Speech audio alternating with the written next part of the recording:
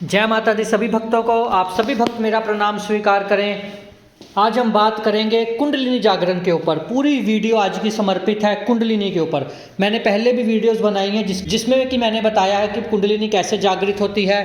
पूरी विद्या बताई है, मंत्र जाप से लेकर ध्यान से लेकर कुंडलिनी जागरण, सातों चक्र कैसे होते हैं, किस प्रकार इनको जागृत किया जाता है, हर एक चक्र का क्या काम है, वो सभी मैंने वीडियोज़ में ऑलरेडी डिटेल में बता दिया है। पर आज जो बातें मैं आपको बताने जा रहा हूँ वो बहुत ही रहस्यमयी है और बहुत ही गूढ़ है। मेरी वीडियोस देखकर या यूट्यूब पर बहुत सारी वीडियोस देखकर बहुत लोग ध्यान करना शुरू कर देते हैं। बहुत सारे बच्चे छोटी उम्र के, या मैं कहूँ जिनको अभी कुछ नहीं पता भक्ति के बारे में, जिन्होंने कभी मंत्र जाप नहीं किया, वो ध्यान करने शुरू कर देते हैं। त्राटक के ऊपर इतनी वीडियोज़ है, शून्य ध्यान के ऊपर इतनी वीडियोज़ है, बिंदु ध्यान के ऊपर वीडियोज़ हैं, ज्योति ध्यान के ऊपर है कि ज्योति के ऊपर ध्यान लगाना है, वो सब लोग करना शुरू कर देते हैं। पर आप ये बात समझिए, ये वीडियोस मैंने उन लोगों के लिए बनाई हैं जो अभी बिल्कुल कुछ भी सीखे नहीं हैं। देखिए, ये पूरा विज्ञान है, आपको इसके बारे में पढ़ाई करनी चाहिए, पर पढ़ाई के साथ साथ प्रैक्टिकल बहुत ज़रूरी है, वो भी किसी अच्छे गुरु के अधीन होकर, किसी अच्छे गुरु के नेतृत्व में। अगर आप बिना गुरु के कुंडलिनी शक्ति को जागृत करते हो, अपनी कुंडलिनी को जागृत करना शुरू कर, ध्यान करना शुरू कर देते हो, तो मैं ऐसे ऐसे एक्सपीरियंस आपको बता सकता हूँ कि लोगों के जीवन बर्बाद हो गए इस चीज़ से, बिना दिशा निर्देश के। तो मैं फिर से यही कहता हूँ कि मेरी वीडियोस देखने वाले भी इस प्रकार बिना गुरु के इस योग को करने की कोशिश ना करें। कुंडलिनी योग दुनिया का सबसे खतरनाक योग है। ये सूक्ष्म है, कोई बीमारी आपको नज़र नहीं आएगी।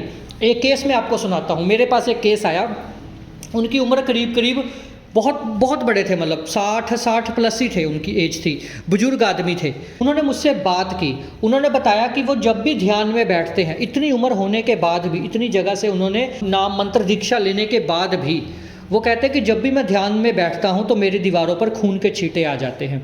कहाँ से निकलते हैं नहीं पता, शरीर में कोई कट नहीं है, और वो इतने कमज़ोर हो गए।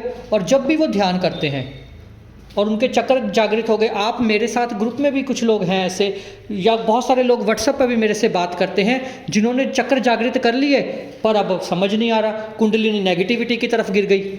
अगर नेगेटिविटी की तरफ गिर गई तो फिर तो जीवन बर्बाद, निराशा ही निराशा हो जाएगी जीवन में। इसीलिए हम यही बोलते हैं कि इस चीज़ को बड़े ध्यान से करना चाहिए। ये योग है और ये मौत का खेल है, आप ऐसे नहीं कर सकते। कुंडलिनी जागरण, कुंडलिनी योग बिल्कुल हर किसी के लिए नहीं बना, हर किसी को नहीं करना चाहिए। अगर आप ये चीज़ अपने दम पर करते हो, बिना गुरु के करते हो, तो फिर आपकी अपनी जिम्मेवारी है। कुछ भी हो सकता है, मौत भी हो सकती है, मानसिक रूप से विक्षिप्त भी हो सकते हो। मेरे खुद के मैं बताता हूँ, एक जानकार है, उनको जंजीरों से बांध कर रखा जाता था, इस प्रकार से पागल हो गए थे वो भक्ति करते हुए।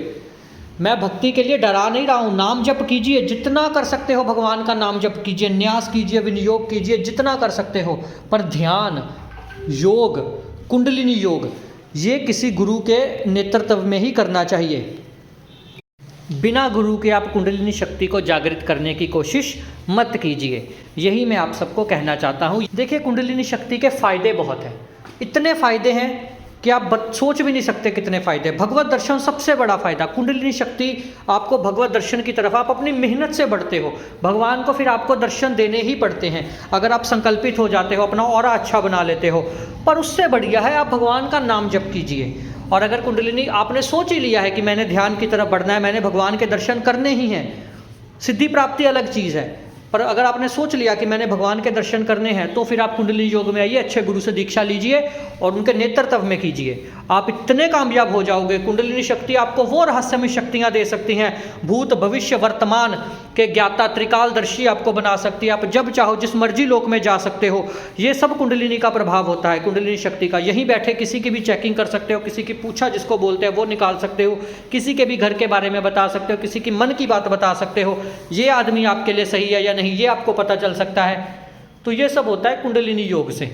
कुंडलिनी योग सीखिए, पर किसी अच्छे गुरु के नेतृत्व में सीखिए, मेरा यही आपसे राय है। तो आप सबके मंगल भविष्य की कामना के साथ जय माता दी, जय माता दी, जय माता दी।